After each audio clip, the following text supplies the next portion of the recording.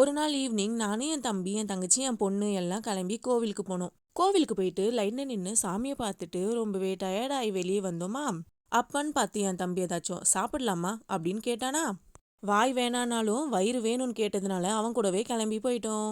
அங்கே போனதும் என் தம்பி உங்களுக்கு என்னென்ன வேணுமோ அதெல்லாம் வாங்கிக்கோங்கன்னு ரொம்பவே தாராள மனசோட சொன்னதுனால நானும் எங்களுக்கு பிடிச்சதெல்லாம் ரொம்ப தாராள மனசோட வாங்கிக்கிட்டோம். எல்லாருக்கும் ஒவ்வொரு டிஷ் பிடிச்சாலும் எல்லாருமே வாங்கினதெல்லாமே ஷேர் பண்ணி தான் சாப்பிட்டோம். அப்படி நாங்கள் என்னென்னலாம் ஆர்டர் பண்ணியிருந்தோம்னா கோவிலுக்கு போயிட்டு டேரெக்டாக வந்ததுனால எதுவுமே நான்வெஜ் ஆர்டர் பண்ணாமல் எல்லாமே வெஜ்ஜாகவே ஆர்டர் பண்ணியிருந்தோம். அப்படி நாங்கள் ஃபர்ஸ்ட் ஆர்டர் பண்ணது ஒரு veg mayo sandwich, potato cheese balls ரொம்பவே சூடாக இருந்ததுனால வாயில் வச்சதும் சுட்டுடுச்சு. அந்த சீஸ்னால் ரொம்பவே நல்லா மெல்ட் ஆகி ஜூஸியாக இருந்துச்சு.